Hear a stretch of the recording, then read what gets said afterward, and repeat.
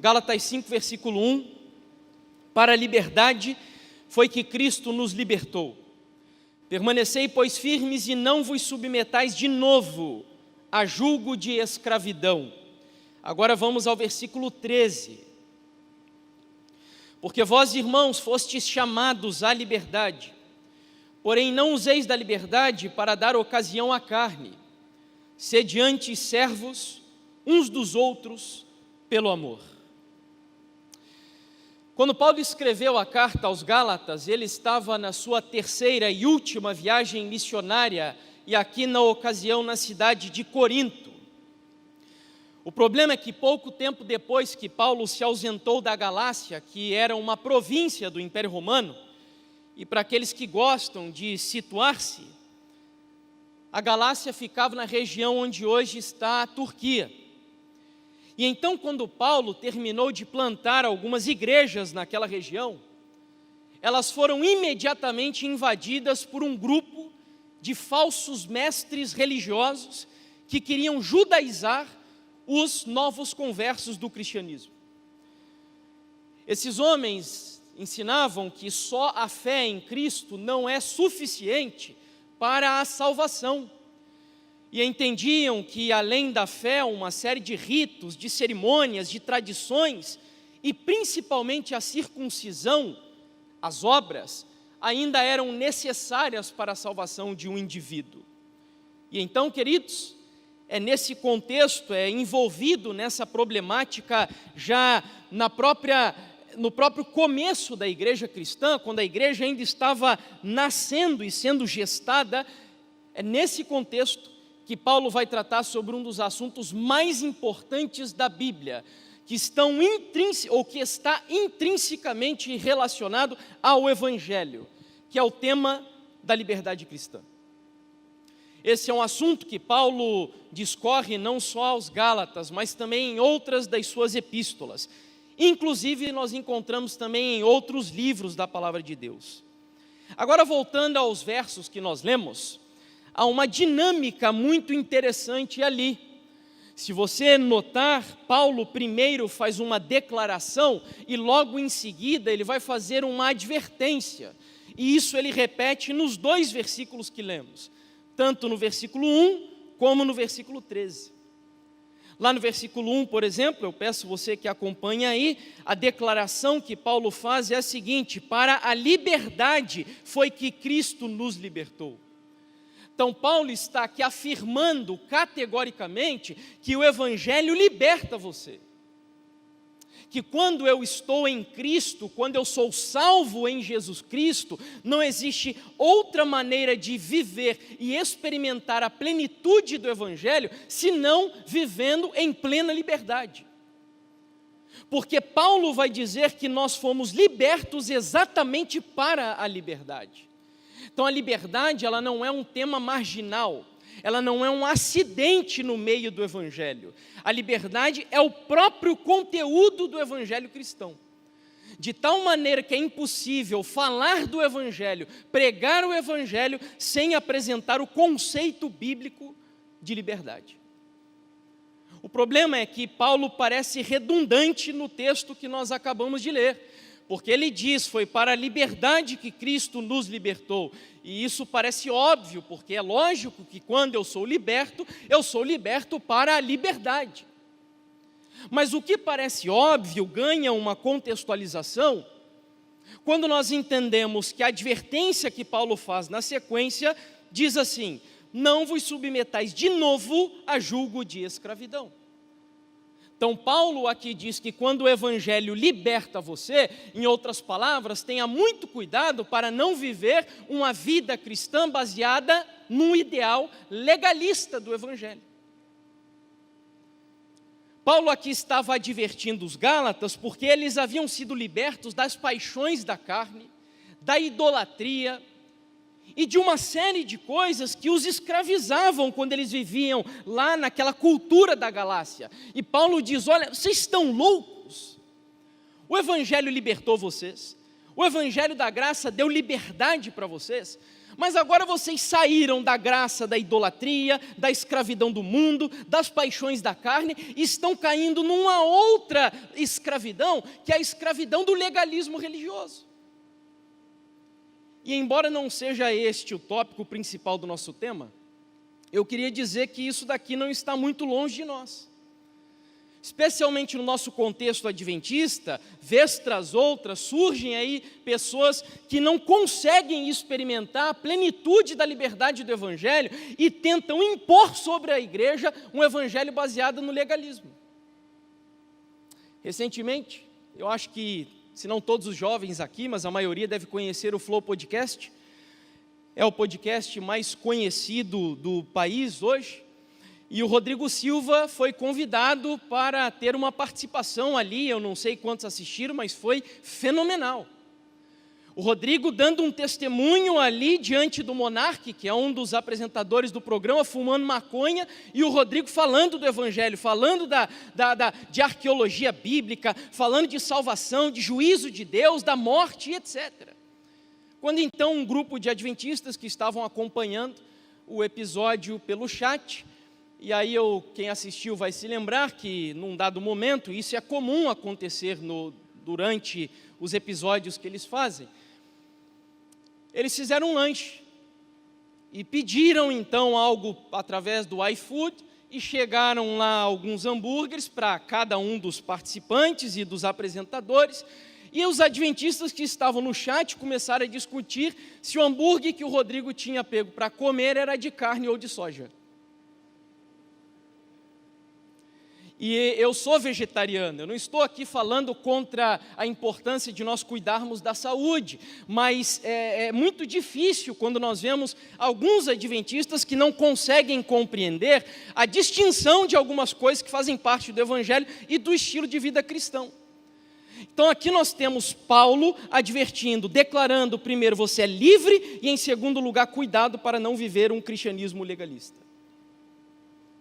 Só que em segundo lugar, lá no versículo 13, Paulo vai fazer novamente uma declaração dizendo, irmãos, vocês foram chamados para a liberdade. Então a liberdade é um chamado, é um convite, como eu disse, é as boas novas do evangelho.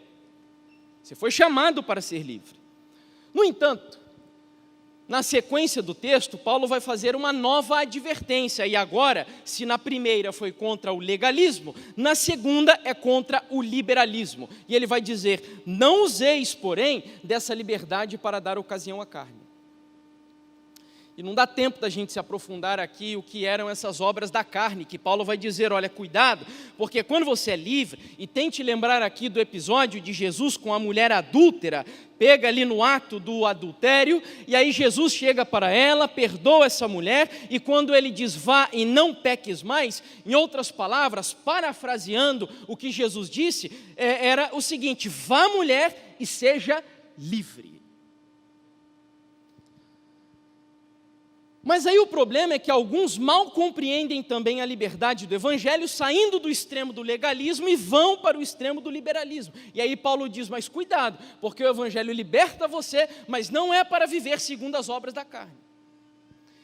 E aí depois você pega a sua Bíblia e leia a continuidade do capítulo 5 de Gálatas, e você vai ver uma relação de obras da carne que Paulo cita, lá no versículo 19 até o 21, eu vou citar apenas 3, as primeiras, onde ele diz imoralidade sexual, impureza e libertinagem. Então o que eu entendo aqui, e as 3 primeiras são aquelas que estão bem contextualizadas com a nossa geração, é que Paulo diz assim, muito cuidado, porque ao ser liberto pelo Evangelho, você precisa entender que isso não significa que o Evangelho é uma carta de alforria para dar vazão às suas paixões carnais ou imoralidades sexuais, é o que Paulo está dizendo ali. E eu quero me deter um pouquinho nisso com você, porque eu acredito que nós hoje vivemos em uma época onde o tema da liberdade está bastante confuso e conflitante na sociedade.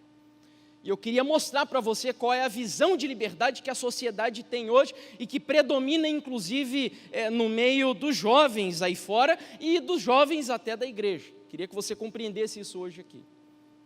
Porém, eu quero reforçar que esse tema não é um acidente dentro das Escrituras. Inclusive, nós tivemos em 2018 um candidato à presidência que se apropriou de um versículo bíblico, tirando do seu devido contexto, e muitos hoje têm confundido essa realidade, onde ele usa João 8,32, dizendo: conhecereis a verdade, e a verdade o quê?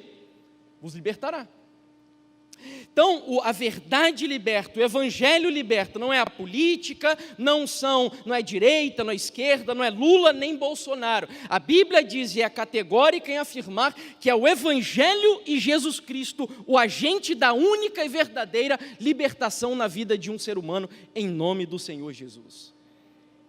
Isso posto, Paulo ainda vai dizer que onde há o Espírito de Deus, aí há liberdade, de tal maneira que eu chego à conclusão de que onde a liberdade ela está ausente, o Espírito de Deus não habita ali.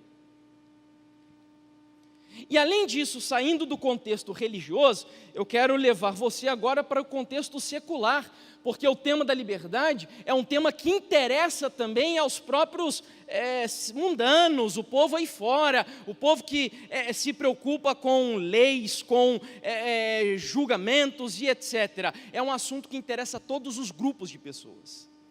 Aqui, por exemplo, nós temos a Carta de Declaração da Independência dos Estados Unidos, onde Thomas Jefferson, que era um dos Foundation Fathers, junto com Benjamin Franklin, John Adams e etc., na Carta de Declaração, ele afirma: consideramos estas verdades como autoevidentes, que todos os homens são criados iguais, que são dotados pelo Criador de certos direitos inalienáveis, ou seja, ninguém pode privar você desses direitos. Quais são? Segue o texto. Que entre estes são a vida, a liberdade e a busca da felicidade. Então a liberdade é um tema que nos interessa como religiosos, mas é um tema que também interessa aqueles que produzem leis, que legislam lá fora. Ou seja, a liberdade é um assunto que interessa a todos os seres humanos.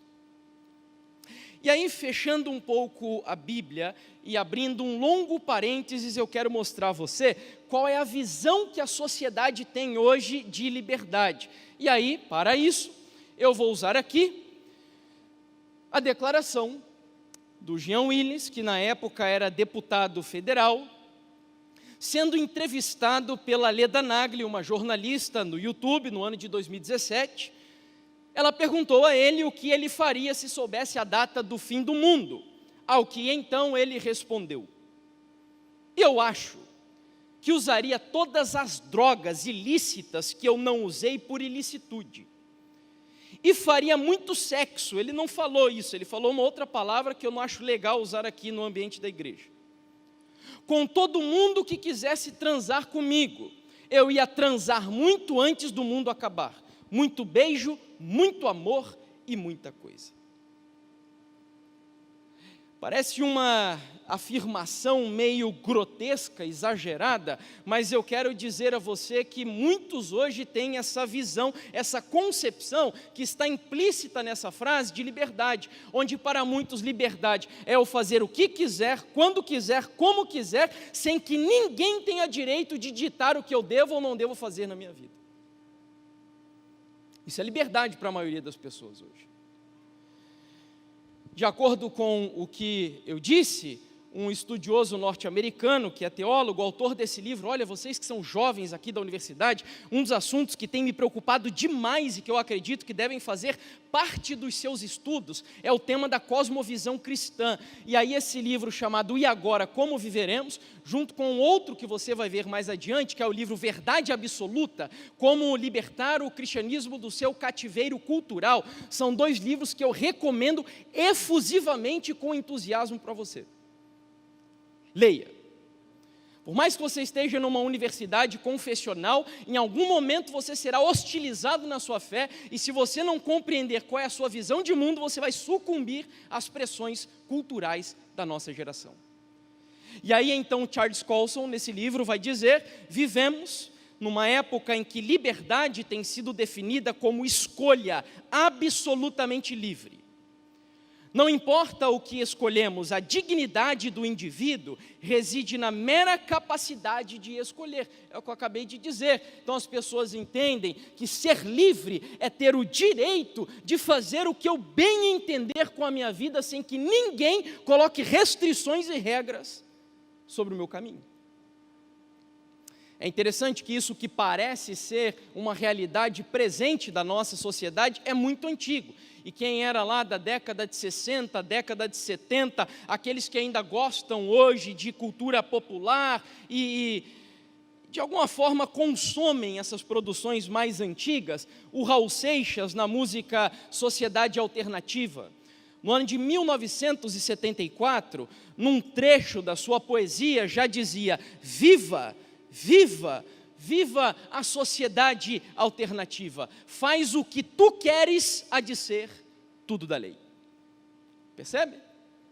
Então já há muito tempo, quando naquela época, inclusive, a década de 60, inclusive, eu não cheguei a terminar, eu fiz um curso de História, não terminei, faltava mais ou menos um ano para eu concluir o curso, mas eu me recordo que nós estudamos sobre a década de 60, e o ano de 1968 é chamado do ano que não acabou, porque um grupo de jovens na Europa e nos Estados Unidos se reuniram querendo implementar aqui no Ocidente o que ficou conhecido como Revolução Sexual. A intenção deles era quebrar o paradigma religioso que impedia as pessoas de se divorciarem à vontade, de fazerem sexo livre, não apenas dentro do casamento, e isso mudou completamente a sociedade até os dias de hoje. E aí como eles fizeram isso? Através da música, através da arte, através da mídia, através de uma série de fatores, eles foram mudando a ética, a moral e os valores da sociedade.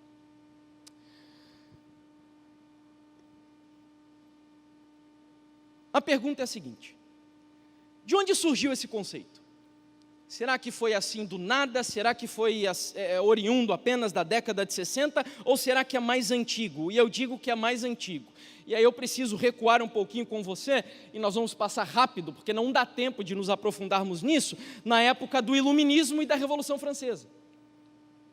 O Iluminismo, para quem não sabe, é um movimento filosófico, cultural e educacional também, não deixa de ser, onde a intenção dos filósofos que se autodenominavam depois iluministas era romper com uma visão medieval onde a religião era usada para interpretar as situações que aconteciam no mundo. Então agora eles tiram a religião de lado, colocam a razão no centro, eles têm uma visão extremamente otimista da razão. O homem é capaz de interpretar o mundo sem precisar das lentes da religião, da Bíblia. Este é um livro mitológico, um livro antigo, arcaico, obsoleto, e agora nós temos a capacidade de interpretar o mundo através da razão. E aí os filósofos escreveram sobre isso, poderíamos aqui colocar Montesquieu, Jean-Jacques Rousseau, Diderot e etc. Começaram a produzir conteúdos que viriam a culminar na Revolução Francesa. E a Revolução Francesa, em resumo, eram dois grupos, um chamado de jacobinos, que eram os revolucionários, e se assentavam à esquerda do rei, e o outro chamado de girondinos, que eram os conservadores, e se assentavam à direita do rei.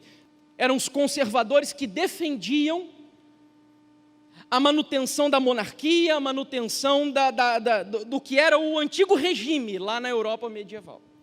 Os girondinos, por sua vez, queriam romper com tudo isso. O lema dos girondinos, guarde bem essa informação, era o seguinte: nós só vamos terminar a revolução quando enforcarmos o último rei nas tripas do último padre.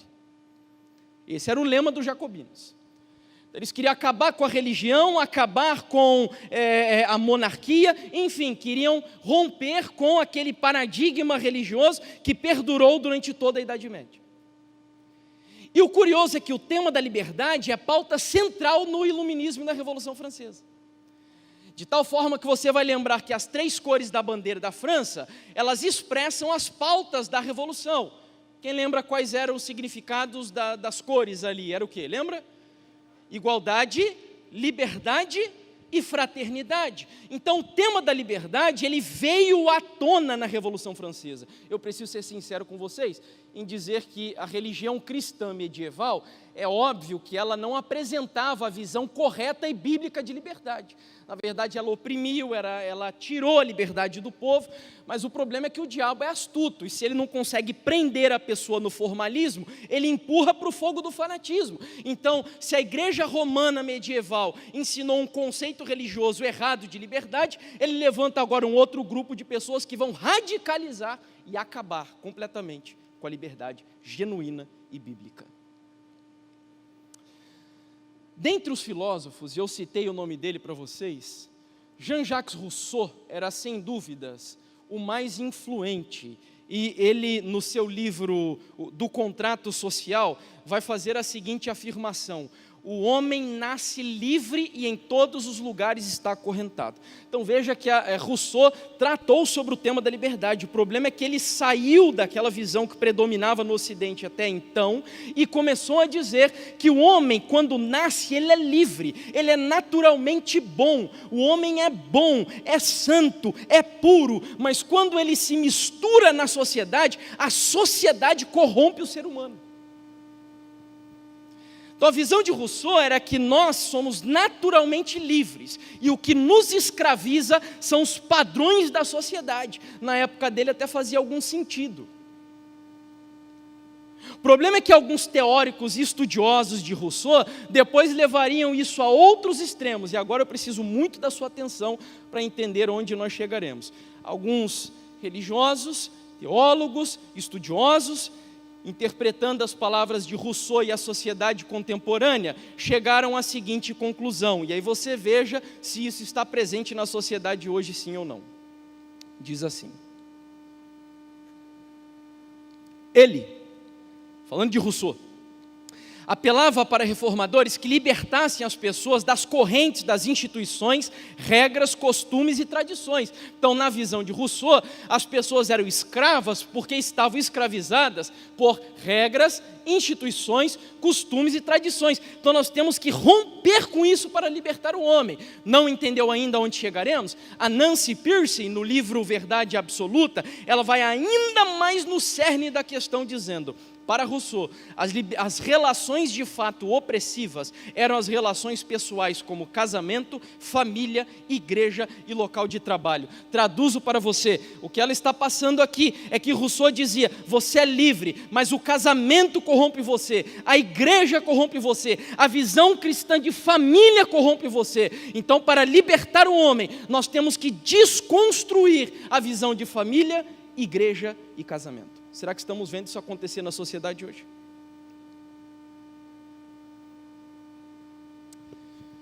Eu preciso avançar.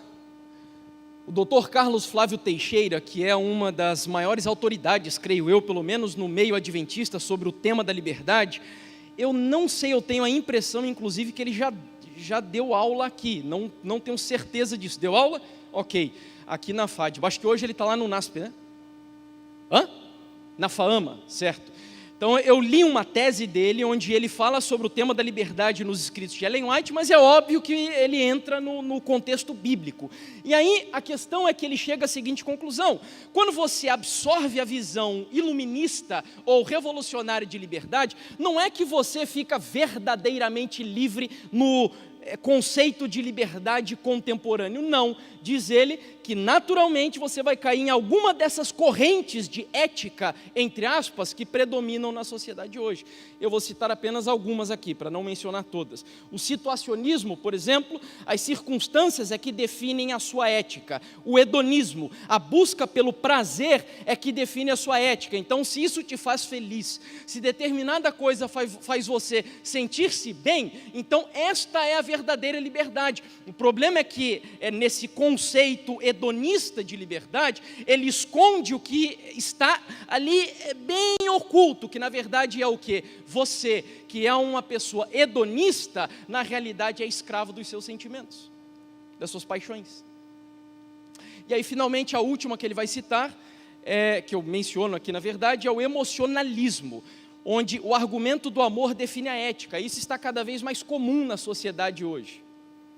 Tenho visto pessoas, inclusive, colocando Paulo e Jesus em oposição, dizendo, Paulo diz que a prática homossexual é pecado, mas Jesus diz que devemos amar o próximo. Então eu rejeito o que Paulo diz e fico com o que Jesus falou, porque o grande mandamento é o mandamento do amor. Deixando isso daqui um pouquinho de lado. Ellen White, ela vai citar mais um ismo, e aí ela vai lá no cerne da questão, ela vai mostrar o que está por trás, vai descortinar os problemas que estamos citando aqui, e afirma, o espiritismo afirma que os homens são semideuses, não decaídos, que cada mente julgará a si mesma, que o verdadeiro conhecimento coloca os homens acima de toda a lei, que todos os pecados cometidos são inocentes, pois o que quer que seja está certo e Deus não condena. Continua. Representa os mais vis dos seres humanos como estando no céu e grandemente exaltados ali. Uma pequena pausa. Vocês lembram da morte do MC Kevin, recente? Eu acho que muitos vão lembrar-se disso. E aí eu me recordo que quando o MC Kevin morreu, algumas imagens começaram a circular na internet, nas redes sociais, mostrando o MC Kevin com asas de anjo e a auréola na cabeça. Mas vamos lá, você sabe o que esse jovem estava fazendo quando ele morreu? Então o problema é que quando eu tenho um conceito errado do evangelho e da liberdade, eu vou transformar a visão de Deus num Deus sentimentalista, e aí não importa se o cara estava traindo a esposa, praticando uma abominação lá na sacada daquele prédio, mas porque o amor é o grande mandamento, todos os seres humanos, independente de serem muito maus, vão para o reino dos céus.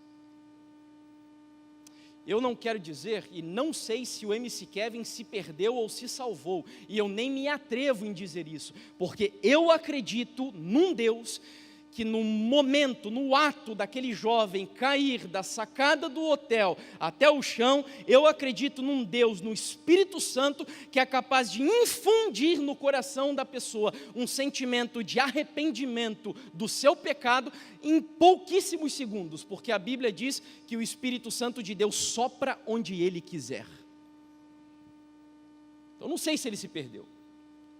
Mas o que eu estou dizendo é que nós não podemos relativizar os absolutos da palavra de Deus.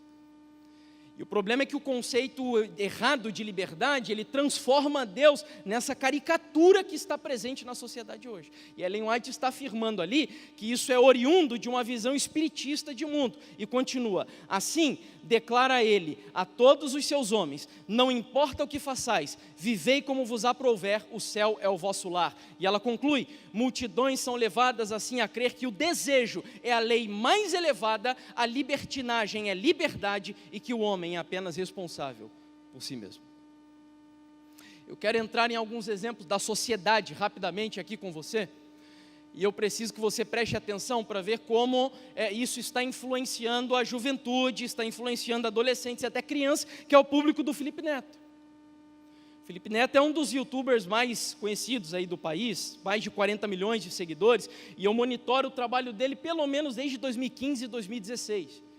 E aí, em 2016 ele gravou um vídeo chamado Felipe Neto é ateu? Era uma pergunta, porque os seguidores dele o interpelavam sobre isso.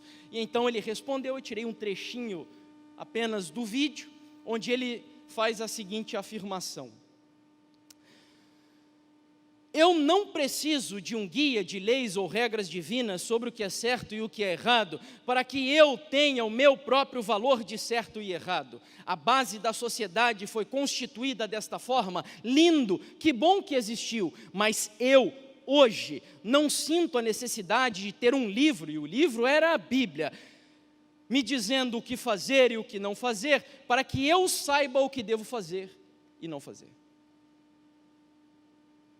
Está entendendo onde nós estamos chegando? Isso daqui é um relativismo profundo. Onde estão os absolutos para definir o que é certo e o que é errado na vida de uma pessoa? Eu sou a regra moral e absoluta para definir o que devo e o que não devo fazer? Diz ele claramente, ele não precisa de um livro dizendo a ele o que fazer, o que não fazer, o que é certo, o que é errado, determinando regras e proibições para a vida dele. É a visão de liberdade moldando, e muitos pais hoje, inclusive, às vezes não sabem por que os seus filhos estão tão rebeldes na sociedade, porque estão bebendo dessas fontes rotas da nossa cultura, mostrando uma visão corrompida, distorcida, humanista e iluminista de liberdade, que não é a liberdade desse livro aqui. Sabe qual é o problema? Cosmovisão. Aí eu posso citar aqui um outro exemplo presente na sociedade hoje, que demonstra um equívoco sobre o tema da liberdade, onde muitos têm repetido essa frase, principalmente mulheres engajadas na cosmovisão feminista, dizem: meu corpo, minhas regras. O que está implícito nessa frase? O corpo é meu e quem manda na minha vida sou eu. Meus pais não têm direito de dizer o que eu devo e não devo fazer, e Deus menos ainda. Tem um estudioso norte-americano, esqueci o nome dele, ele diz que a religião cristã hoje, seguida pela maioria dos jovens universitários, é algo que ele chamou de deísmo moralista terapêutico. O que é o deísmo moralista terapêutico? É uma religião onde Jesus não está presente ali, mas ela é deísta. Em que sentido? No sentido de que sim, você, eu, nós cremos em Deus, mas entendemos, de acordo com essa frase, que Deus criou tudo isso, mas Ele está lá no céu porque Ele é transcendente e não se mete nos negócios da minha vida aqui na terra. Ele é moralista porque, no fundo, nós acreditamos que é impossível viver numa sociedade minimamente correta se não houver alguma moral. Embora aí entre o problema, porque as pessoas, no fundo, acreditam que é preciso ter valores morais, mas muitos rejeitam a Bíblia como padrão de valor moral para a sociedade. E, por fim, ele é terapêutico porque eu gosto de ouvir algumas mensagens que aqueçam o meu coração. Mas não é a religião bíblica, disse esse estudioso.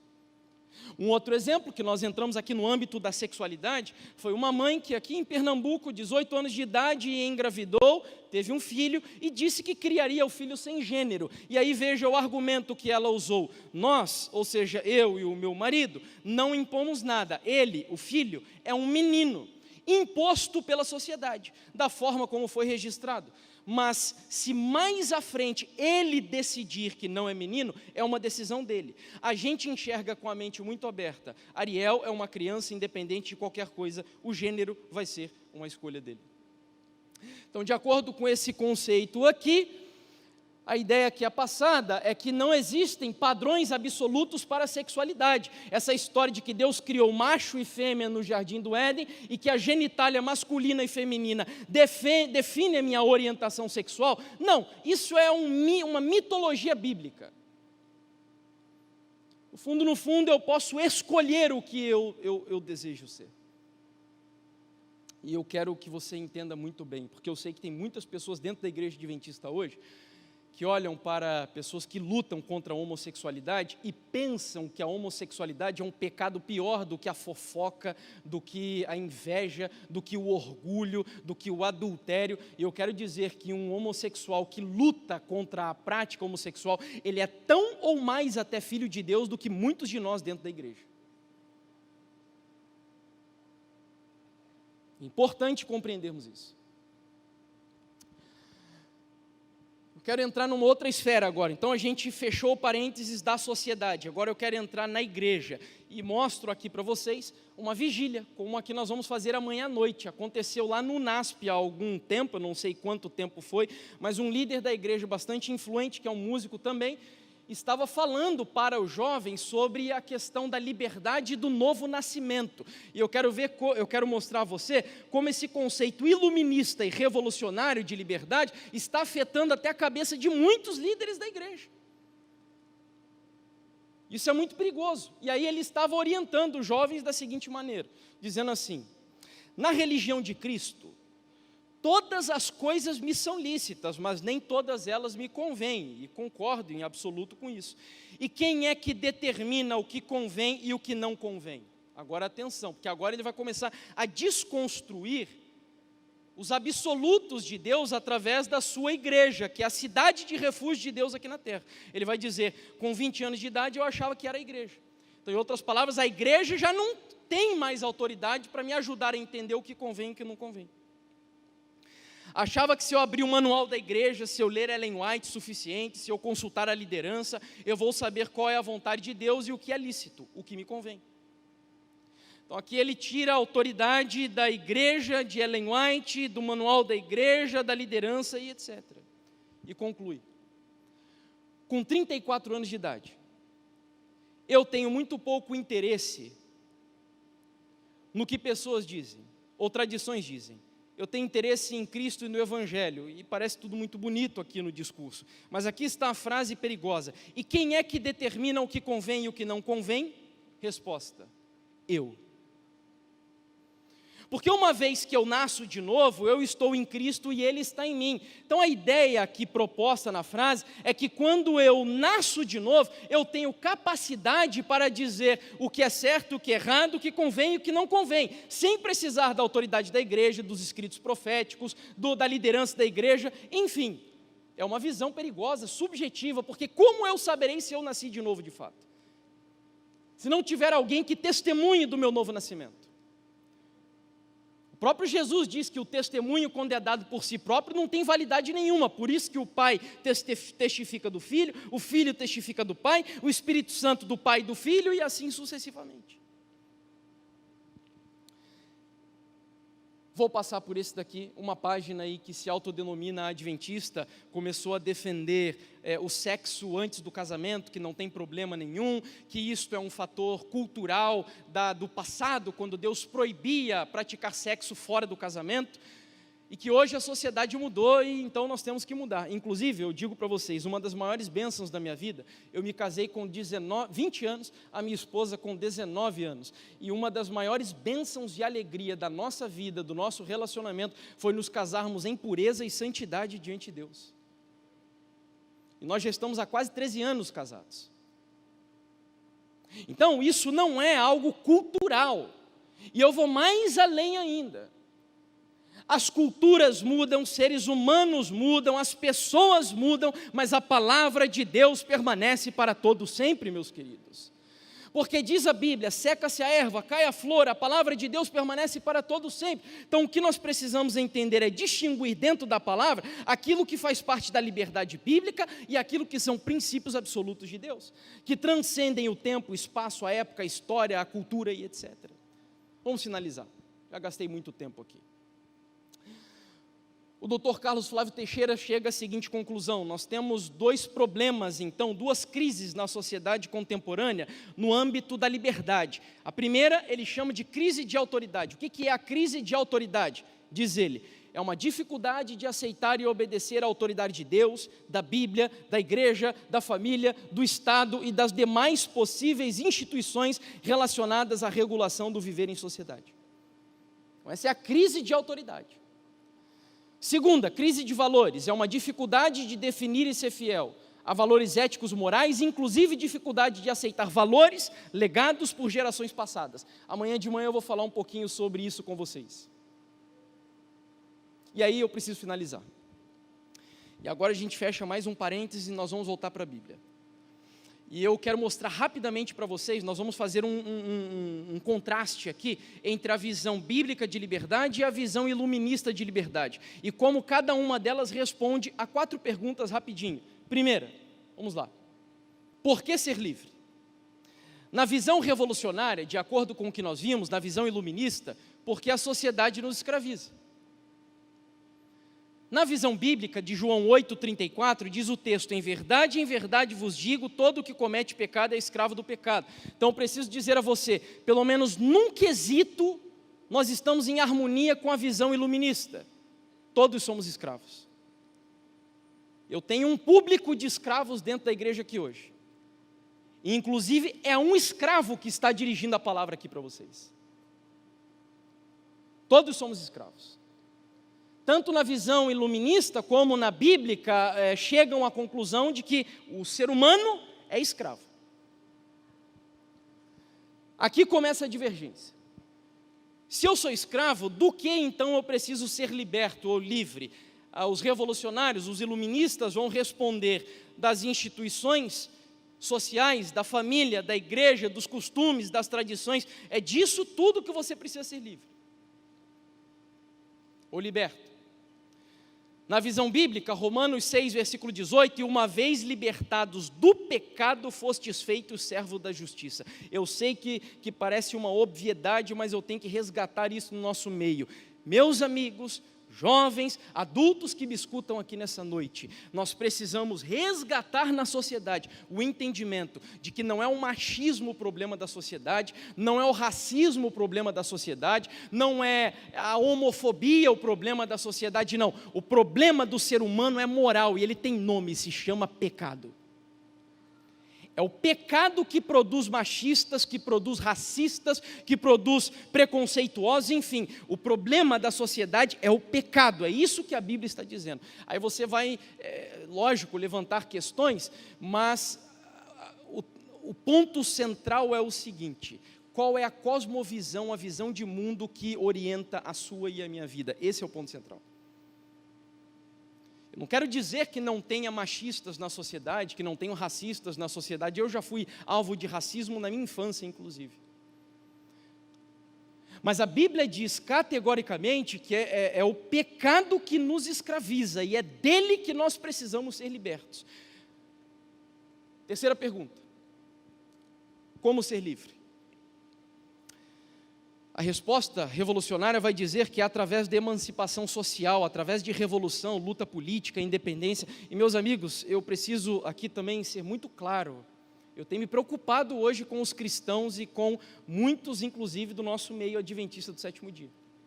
Tenho visto pessoas se engajarem de uma forma assim tão apaixonada em brigas e lutas políticas, e eu não me refiro aqui apenas àqueles que estão seguindo ideologias de esquerda, não, mas eu me preocupo também com bolsonaristas que estão extremamente afetados por uma visão de como se a direita fosse batizada e o Bolsonaro fosse o único libertador de um suposto jugo opressor da esquerda na sociedade que nós vivemos.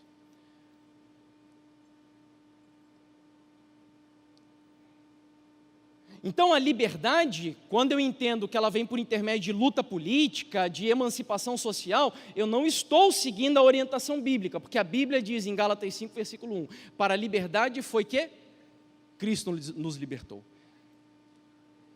Quem me liberta? É Bolsonaro que me liberta?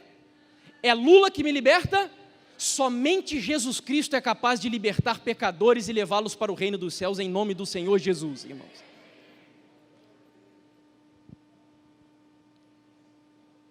Nós precisamos resgatar isso na sociedade. E não termos medo de anunciar a verdadeira liberdade, genuína liberdade. Olha, eu citei até esses dias no meu Twitter dizendo, eu não tenho nenhum problema e respeito e entendo e até poderia concordar que cientistas sociais, psicólogos, antropólogos, lendo a sociedade de acordo com lentes acadêmicas, chegassem às conclusões que eles chegam, que a única maneira de emancipar mulheres é o feminismo, a única maneira de emancipar os negros é o Black Lives Matter.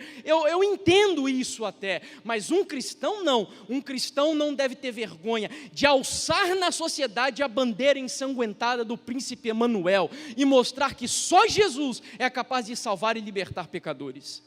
Essa é a nossa missão. E aí eu concluo com a última pergunta. Então eu já entendi que eu sou escravo, eu já entendi que eu preciso ser liberto do pecado, e entendi também que o único capaz de me libertar do pecado é Jesus Cristo. Mas a pergunta agora é a seguinte: tudo bem, sou livre, fui libertado, fui liberto, para que agora eu fui liberto? E a resposta que os revolucionários dão é para você desfrutar de uma vida independente, uma vida apaixonada, fazendo o que você quer, o que você deseja. Como diz Paulo, comamos e bebamos. Paulo não, Salomão, melhor dizendo. Comamos e bebamos que amanhã morreremos. Mas essa não é a visão da Bíblia. Em Romanos 6, 22, eu acho esse texto fenomenal, porque ele vai pegar todas as perguntas que vimos antes e ele vai resumir e responder tudo numa única passagem. Agora que você jovem, que você criança, você adulto, foi libertado do pecado, Você é transformado no quê? Servo de Deus. Como assim? Parece loucura, né?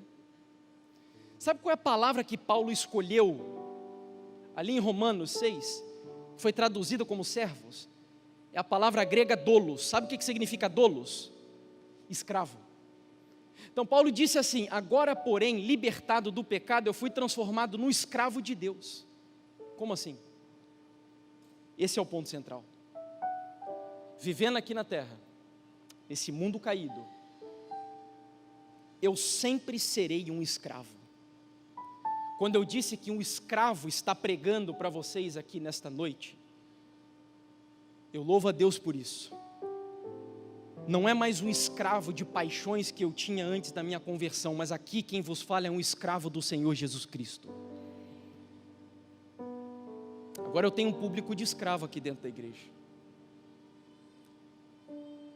A única liberdade que você tem é a liberdade de escolher quem será o Senhor da sua vida. E aí Paulo conclui: transformados em escravos de Deus, tendes o vosso fruto para a santificação e por fim a vida eterna.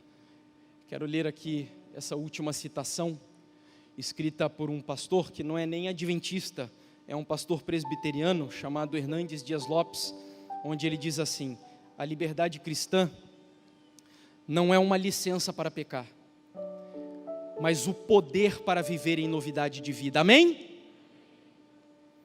A liberdade cristã não é licenciosidade, mas o deleite, a alegria na santidade. A liberdade cristã é a liberdade do pecado e não a liberdade para pecar. Sabe, meus amigos, quem vos fala aqui nessa noite é alguém que não veio de uma família que segue os princípios que eu passei a seguir. Meu pai e minha mãe me deram a melhor educação que eu poderia receber dentro da visão de mundo que eles tinham. Mas quando o evangelho chegou na minha vida, e eu gostava, lá em Curitiba a gente chama de maloqueiro, eu não sei como vocês chamam a galera aqui que gosta de andar com as calças lá embaixo aparecendo a cueca, e cheio de brincos, colares, anéis e cabelo pintado e tal, lá a gente chama de maloqueiro. E eu era assim, e eu gostava muito de falar palavrão também, porque eu sou carioca, e o carioca já meio que por natureza gosta de falar palavrão, e além disso eu gostava demais de hip hop. Eu tinha um ídolo, se chamava Eminem. Você entrava no meu quarto, tinha um pôster do Eminem lá no meu quarto, dando o dedo do meio para quem entrasse no meu quarto. Era o meu ídolo ele. E aí quando o evangelho chegou, isso que é a beleza do evangelho. Eu nunca me vi vestido dentro de uma roupa igual essa que eu estou usando hoje aqui. Nunca, eu achava isso a coisa mais ridícula do mundo. Usar roupa meio ajustada e tal, não, eu gostava era de calça larga. E eu usava samba canção que era para dar para baixar mais a calça ainda. Era assim que eu gostava de andar. Mas aí quando o evangelho chega, ninguém precisou dizer, porque quando Jesus ele entra, ele faz uma revolução na tua vida. E foi o que aconteceu comigo. Meus pais não seguem o que eu sigo hoje ainda, e se puderem, orem por eles, por favor, porque o meu maior desejo é ver o meu pai, a minha mãe, o meu irmão salvos e libertos em Cristo Jesus pelo Evangelho da graça de Deus. Eu espero muito por isso. Mas por que eu estou contando tudo isso para você? Porque você tem um privilégio hoje que eu não tive. Você está dentro de uma universidade hoje que te proporciona tudo para você ser um cristão genuíno, valioso, valoroso na sociedade. Talvez a maioria de vocês aqui venham de um lar cristão, de um pai cristão, de uma mãe cristã, e tenha o privilégio de ter líderes aqui dentro dessa igreja que podem ajudar você a trilhar essa caminhada rumo ao céu com mais facilidade. E eu sei que nessa noite eu estou falando aqui para jovens que são escravos de pornografia, escravos de masturbação, escravos de bebida, escravos de vícios, escravos dos sentimentos, enfim, eu sei que eu tenho um público aqui diversificado nas mais variadas escravidões que o diabo poderia inventar para aprisionar você. Mas eu não vim aqui nessa noite para falar aquilo que o diabo talvez tenha falado, ou esteja falando para você todos os dias, que você é um escravo. Não. Satanás já está jogando isso na sua cara. Eu sei que você tem vergonha. Eu sei que você se envergonha quando você faz aquilo que o teu pai não vê, a tua mãe não vê, o pastor não vê. Eu sei que isso causa, muitas vezes, até nojo de nós mesmos. Mas eu vim aqui nessa noite dizer para você que eu conheci e eu experimentei, e é este Salvador que está sendo exaltado no púlpito aqui dessa noite. Jesus Cristo, aqui nessa noite, deseja libertar você em nome do Senhor Jesus. E eu quero te fazer um convite agora. Nós vamos cantar um louvor, que é o Vaso Novo, que a gente vai quebrar um pouquinho o protocolo, porque eu quero que você cante este louvor, mas eu queria fazer um desafio. Que você erguesse este louvor nessa noite como uma oração. Porque é impossível sermos libertos se essa experiência de quebrantamento, de novo nascimento, olha o título desses 40 dias que vocês passaram aqui, manifeste. Sabe o que é a manifestação? É a minha oração. Eu tenho pedido a Deus dizendo assim: Senhor, eu não sei se eu vou estar vivo ainda até Jesus voltar, mas eu quero viver uma experiência só, pelo menos. Eu quero ver e quero viver para cumprir aquele texto de Apocalipse 18, quando a Bíblia diz que a terra será iluminada com a glória de Deus. E sabe como que a terra vai ser iluminada com a glória de Deus? Através da manifestação do Espírito Santo na minha e na sua vida. E esse é o desafio dessa noite. Eu quero te convidar para levantar e cantar e orar através da canção. Se o seu desejo é que Deus te despedace nessa noite, é que Ele pegue o seu vício, a sua escravidão e quebre, e dê para você uma experiência de novo nascimento, uma experiência de regeneração, que Deus faça de você um vaso novo, um novo vaso, onde o Espírito Santo habite, e a plenitude de Deus seja uma realidade na sua vida.